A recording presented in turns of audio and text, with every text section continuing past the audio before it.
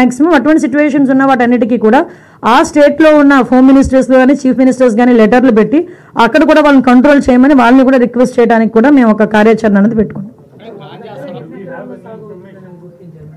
యాక్చువల్గా మన వాళ్ళు ఇంచుమించుగా 5,000 హెక్టార్స్లో వర్క్ అవుతుంది, ఇలాంటివి చేస్తున్నారని చెప్పారు.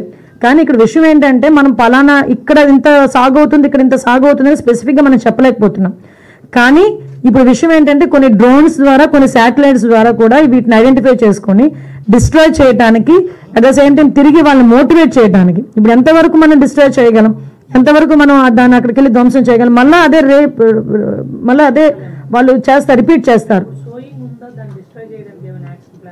విషయం ఏంటంటే ఇప్పుడు ఆగస్ట్ నుంచి రెడీ అవుతారండి. ఇప్పుడు ప్లాంటేషన్ కూడా ఆగస్టు సెప్టెంబర్లోనే అది ప్లాంటేషన్ కూడా రెడీ అవుతుంది.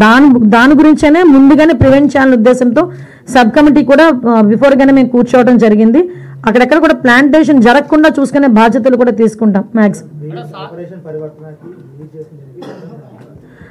అంటే యాక్చువల్గా మీకు ఏమంటానంటేనండి, ఏ పేరు పెట్టండి, ఏం చేయండి, ప్రజల్లో అయితే మార్పు రావాలి. ఆ మార్పు మన నయానో భయానో తీసుకురావాలి. అది మనం బుజ్జగించి తీసుకురావాలా, భయపెట్టి తీసుకురావాలో తెలియదు, కానీ ఏదో రకంగా అదైతే మనం తీసుకురావాలనుకునేటప్పుడు ఫస్ట్ ఫేజ్లో ఏం చేస్తాం, బుజ్జగిస్తాం, అమ్మ చెయ్యొద్దు, ఇలా చెయ్యొద్దు, అలా చెయ్యొద్దు అని. సెకండ్ ఫేజ్ వరకు ఏం చేస్తాం, ఆటోమేటిక్గా పనిష్మెంట్స్ అనేది ఉంటుంది.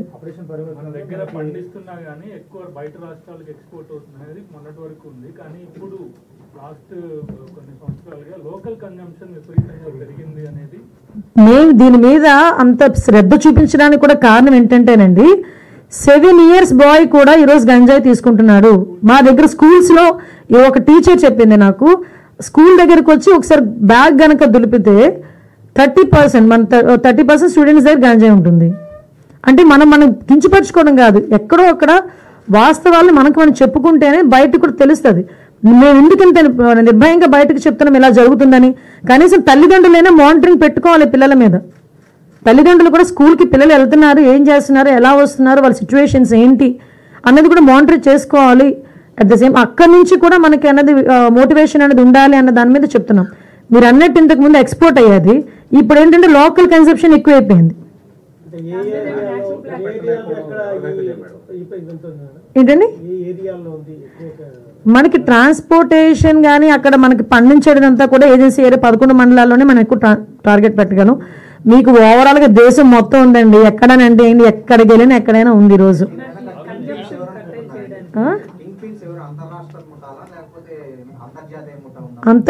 అంతకు మించి కూడా ఉండొచ్చు, ఎందుకంటే వాళ్ళు బాగా తెలివి మీరిపోయారు. నేను మొన్న మా డిపార్ట్మెంట్ వాళ్ళకు కూడా అన్నాను, మన ఐపీఎస్ ఆఫీసర్స్, గ్రూప్ 1 ఆఫీసర్లు, డిఎస్పీలు, సిఐలు, ఎస్ఐలు ఎంతో ట్రైన్ అప్ అయి మనం ఇక్కడికి వస్తాం. వాళ్ళు ఏంటంటే ఎంత టెక్నాలజీ ఉపయోగించుకొని వాళ్ళు ఎన్ని తెలివితేటలతో వాళ్ళు పనిచేస్తున్నారు, వాళ్ళకి మించి పని చేయాలనుకున్నాం. మీరు అన్నట్టు అంతర్రాష్ట్రీయ ముఠాలు ఉన్నాయి ఇందులోని, కంపల్సరీ అంతర్రాష్ట్రీయ ముఠాలు, అంతర్జాతీయ ముఠాలు ఉంటాయి. కానీ మేము మాత్రం వాళ్ళ మీద కాన్సన్ట్రేషన్ ఎక్కువగా చేసే పరిస్థితి ఉంది.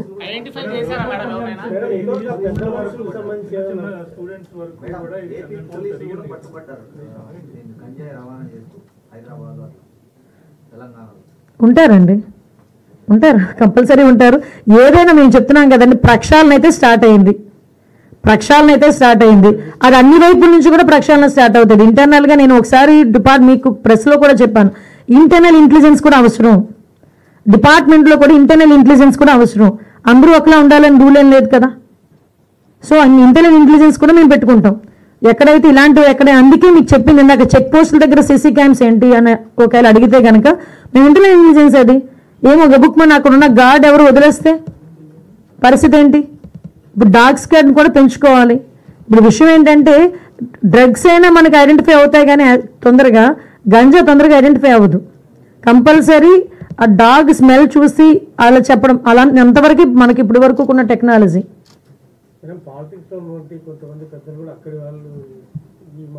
సార్ పాలిటిక్స్లో ఉన్న పెద్దలు ఏ పార్టీ వాళ్ళైనా సరే ఉపేక్షించే పరిస్థితి లేదు. చాలా క్లియర్గా చెప్తున్నాం ఇందులో. ఏ పార్టీ పలానా పార్టీ మా అధికార పార్టీ ప్రతిపక్ష పార్టీ అన్నా కూడా ఇందులో అసలు 80% టాలరేట్ చెయ్యం. ఎలాంటి వాళ్ళ మీద చర్యలు తీసుకోవడానికైనా సిద్ధంగా ఉన్నాం. ఎక్కువగా ఉందమ్మా.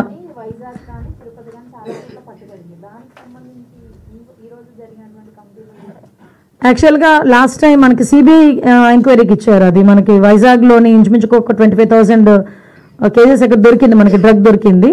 దాని మీద కూడా ఇందాక మాకు వచ్చిన డిస్కషన్లో ఆల్రెడీ సిబిఐ దగ్గర ఉంది. అది ఎంతవరకు వచ్చింది ఏంటనేది అయితే మీరు రిపోర్ట్ తెప్పించుకో.